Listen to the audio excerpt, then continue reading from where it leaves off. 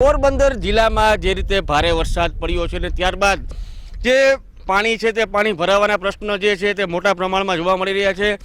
આ જે પાણી ભરાવાના જે પ્રશ્ન છે તે કુદરતની સાથે માનવ સર્જિત પણ છે, કારણ કે પોરબંદર દ્વારકા જે હાઈવે જે છે ત્યાં જે ગામો આવે છે, પછી તે કુચડી હોય, રાત્રી હોય, કાટેલા હોય કે પછી છેક મિયાની સુધી હોય, આ જે હાઈવે બન્યો ત્યારબાદ ખેડૂતોની પરિસ્થિતિ ખૂબ જ ખરાબ થઈ ગઈ છે, કારણ કે હાઈવેના કોઈ પણ પ્રકારના લેવલ પાણી નિકાલ માટેની વ્યવસ્થા કર્યા વગર જે હાઈવે બનાવ્યા છે તેના કારણે ખેતરો છે તે ખેતરો બેટમાં ફેરવાઈ જાય છે। દર વખતે આ જ પરિસ્થિતિ હોય છે। આ વખતે વધારે પાણી છે ભરાયા છે, જેના કારણે ખેડૂતોને લાખો રૂપિયાની નુકસાન છે તે સહન કરવા વારો આવ્યો છે।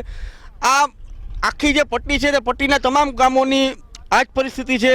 ખેતરો છે તે ખેતરો પાણીમાં ગરકાવ થયેલા જોવા મળી રહ્યા છે। આપ જુઓ કે આ માંડવી છે, આ માંડવીની અત્યારે શું પરિસ્થિતિ છે, આખી માંડવી છે તે પાણીમાં ડૂબેલી છે।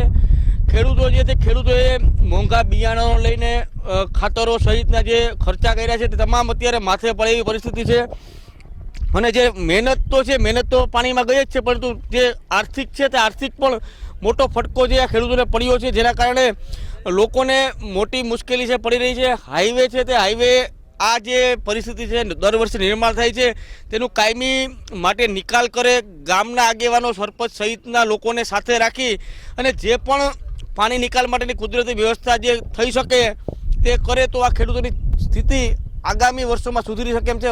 નહીં તો દર વખતે આ જ પરિસ્થિતિ થાય છે, ખેડૂતોની જે પરસેવાની કમાણી છે તે આ રીતના પાણીમાં ડૂબી જાય છે। ત્યારે હાલ તો આ તમામ જે લોકો છે તે એક જ માંગ કરીએ કે ખેડૂતો છે તેઓની જે સરકાર છે તે તેમની માંગણી પૂરી કરે અને વળતર છે તે આપે।